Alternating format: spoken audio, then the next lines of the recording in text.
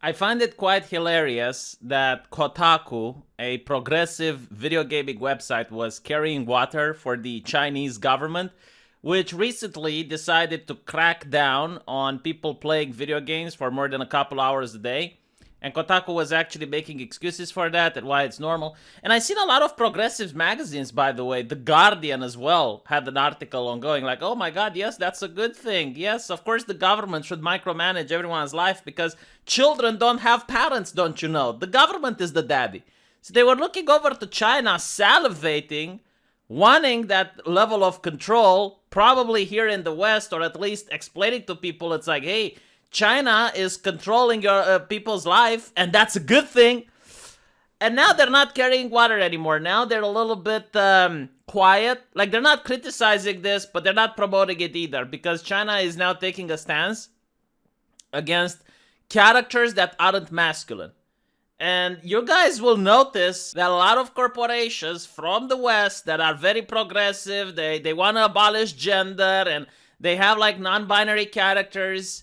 I'm looking at you, Apex Legends. For those of you who don't know, Apex Legends had a non-binary character, and they started banning players from their forums. They started banning their clients from their forums because people were misgendering a fictional character. And all these companies are now going to do a 180, and they're going to start masculinizing their characters or making them women that are actually women. And we're going to see why. Okay, because now they want to sell their games to China. So there's like two reasons. Now they can go the Riot path, where you have one version of the character for the West and one version of the character for the Chinese market, so that they can pretend that they're progressive in the West, but with China, they bow their head and they go, yes, Masa, yes, please don't punish us. Well, we're going to de-gayify Tarek. We're going to inject some testosterone into him. I understand, Master. I understand.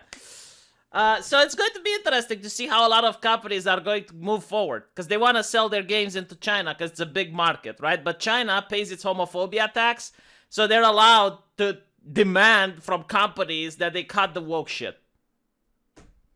You know, like, I generally don't give a fuck. I'm going to be honest. I really don't care, because let's not pretend that video games are free. Let's not pretend for even a fraction of a second that artists who make video games now, they can do whatever they want. I mean, recently, they're trying to remake GTA. I don't know why, because like GTA 5 is still, in my opinion, a new game, quote unquote. I mean, the graphics aren't bad, you can still play it now.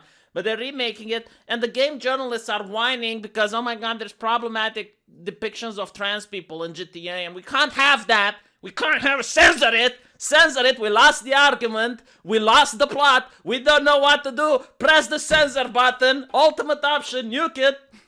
Now, I, as the customer, don't care if the censorship comes because some video game journalists are whining and companies are afraid of getting a bad grade on Metacritic, or because the government steps in. I don't give a shit. I don't want my games to be censored. And if they're going to be censored anyway, then you go China. At least I know that it's not the video gaming press that gets the final say. So at least I know that they're as upset as I am. Why should I be the only one miserable? Make video game journalists as upset as I am. Everyone should be upset. I don't want to be the only person upset. Bah. Did you notice that when you say bah at the end of a conversation, you add drama to it? You should try it. Bah. Anyway, right, so look here.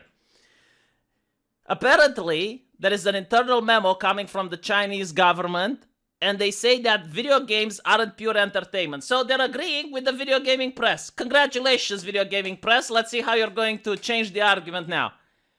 Apparently, video games need to represent a correct set of values. Yes, Kotaku. Yes, look, your words are into the Chinese government's mouth. Congratulations. Your line of thinking and that of a dictatorial regime is 100% the same.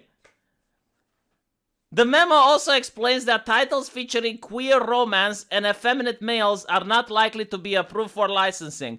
If regulators can't tell character gender immediately, the settings or the characters could be considered problematic. Problematic. Congratulations, Kotaku. Way to pave the way for this. Thank you, Kotaku.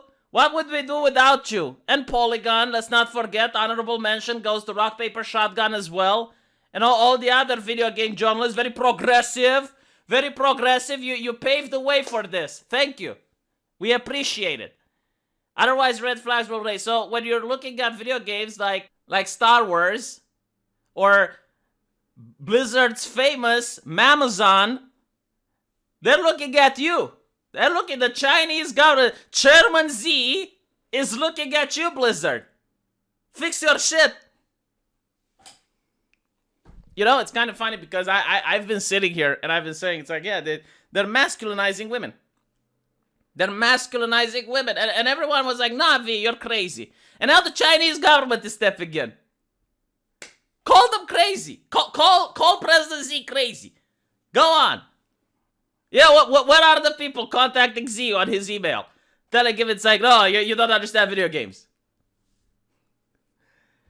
Apparently religion were also given suggestions in their depictions as well.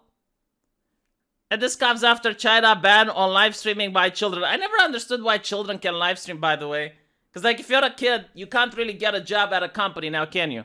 Like, if you're a kid under the age of 16 and you want to get a job, you can't. But if you want to live stream and make money, you can. It's kind of weird. I mean, you do realize, like, Twitch is getting a cut of that. What do I personally think? I don't know. I guess there are certain kids that might be upset, but I'll tell you this. It's going to be really difficult if you're a kid and you're making, let's say, $5,000, $10,000 on Twitch. It's going to be very difficult to justify why you still need to go to school. It's going to be very difficult to explain. But I don't know, like, can kids even make money? I mean, they don't have credit card. I guess they could use their parents' credit card. Wouldn't that be child exploitation? Like, it's such a gray area, isn't it? Anyway. Yeah, this is pretty much it. Now, the reason I'm reading this is, number one, because apparently the Chinese government noticed what I noticed. It's like a lot of androgynous characters popping up when it comes to women. Like, men are still masculine. Women, like, they need to be erased, I guess.